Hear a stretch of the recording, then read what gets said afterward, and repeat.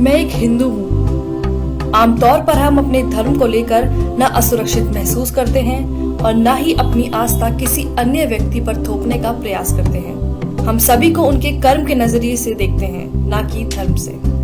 लेकिन आजकल मेरे समाज और मेरी धार्मिक भावनाओं को ठेस पहुंचाना कुछ लोगों की आदत बन गई है। इंडिया की पहली प्लास्टिक सर्जरी इंडिया में हुई है, पता है किसकी? गणेश की। मैं मान गया कि पहली प्लास्टिक सर्जरी आपने करी है, इंडिया में हुई है, तो ठीक से तो कर लेते।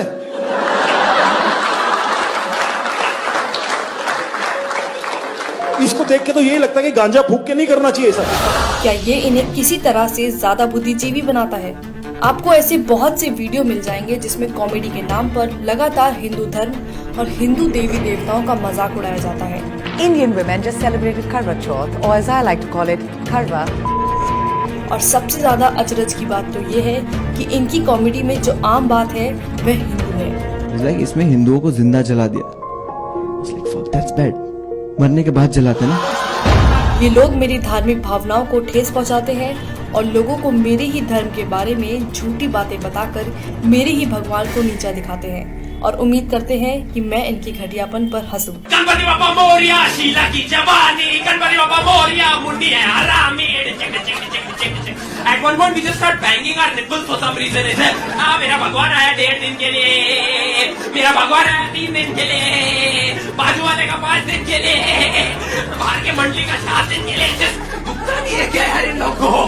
पहले मुझे लगता था कि ये लोग मोदी सरकार के खिलाफ हैं और उनका विरोध कर रहे हैं, लेकिन अब मेरे साथ साथ बहुत से लोगों को ये पता चल चुका है कि ये लोग सरकार के साथ साथ मेरे धर्म को भी नीचा दिखाने की मंशा रखते हैं। एक पवित्र विश्वास को खत्म करना चाहते हैं। मेरे विश्वास और गर्व को नीचा दिखाकर खुद की मान्यताओं को ऊंचा करना चाहते हैं। कॉमेडियन सुरलीन कौर इस्कॉन को मानने वालों की तुलना पॉर्न से कर रही है।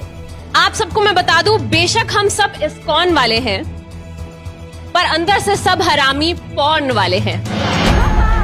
सुरलीन इस वीडियो में ऋषि मुनियों को अपमानित करने का कोई मौका नहीं छोड़ती है, उन्हें वासना से भरा हुआ बताती है। सबसे ध्यान लगा के जो चीज की जाती है वो है मेडिटेशन। मैं नहीं मानती हूँ, क्योंकि जितनी ध्यान लगा के हम फोन देखते हैं शायद कोई दूसरा काम करते होंगे। सुरलीन कहती हैं कि संस्कृत का इस्तेमाल करके ऋषि मुनियों ने अपने बड़े बड़े कांड छुपाए हैं। धन्य हो हमारे ऋषि मुनि जिन्होंने थोड़ी सी संस्कृत यूज करके अपने बड़े बड़े कांड छुपाए हैं। कामा ये सब सुनना किसी मानसिक उत्पीड़न से कम नहीं है। कॉमेडियन मुनव्वर फारूकी खुलेआम मंच से भगवान राम और माता सीता के लिए अभद्र भाषा का इस्तेमाल कर रहा है। लाइक अगर भगवान को रिस्पॉन्स करें, वो गाना कैसा है ना, लाइक मेरा पिया अगर है और राम जी डोंट गिव। मेरा पिया घर है, राम जी लाइक मैं 14 साल से खुद घर नहीं गया। एंड अगर सीता ने सुन लिया तो वो तो डाउट करेगी। और सामने बैठे दर्शक बेशर्मों की तरह अपने ही भगवान पर हो रही अभद्रता पर हंस रहे हैं। इनके लिए कितना आसान है हिंदू देवी देवताओं का मजाक उड़ाना, लेकिन जब बात किसी और धर्म की आती है तो इनकी जुबान पर ताला लग जाता है। मुझे समझ नहीं आता कि इन लोगों को हिंदुत्व और मोदी सरकार एक दूसरे के पर्याय क्यों लगते हैं और राजनीतिक पार्टी का मजाक उड़ाने की आड़ में मेरे धर्म का मजाक क्यों बनाते हैं। मैंने तो नहीं देखा कि मेरे धर्म ने दुनिया में किसी को कभी भी हानि पहुंचाई हो। मेरा एक ऐसे परिवार में जन्म हुआ है जहां मेरी माँ आस्तिक है और रामायण पढ़ती हैं। हम गीता का पाठ करते हैं। हम छोटा गणेश और महाभारत देखकर बड़े हुए हैं। ये मेरी खूबसूरत यादें हैं जो बहुतों के साथ मैंने साझा की है। हम सब जानते हैं कि हिंदुओं का इतिहास ऐसा नहीं है जहाँ किसी का कभी उत्पीड़न किया गया हो, लेकिन ये लोग अभिव्यक्ति की आजादी के नाम पर हर दिन मेरी आस्था को कुचलते हैं। ये लोग कलात्मक आजादी की बात करते हैं, लेकिन इनकी कलात्मक आजादी तब कहाँ चली जाती है जब बात किसी दूसरे धर्म की हो।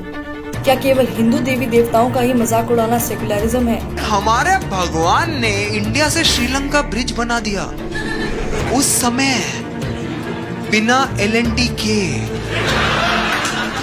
क्या अभिव्यक्ति की आजादी के अधीन केवल हिंदू देवी देवता ही आते हैं? क्या इन लोगों ने सिर्फ हिंदुओं की धार्मिक भावनाओं को ठेस पहुंचाने और हिंदू देवी देवताओं का अपमान करने का बीड़ा उठाया हुआ है?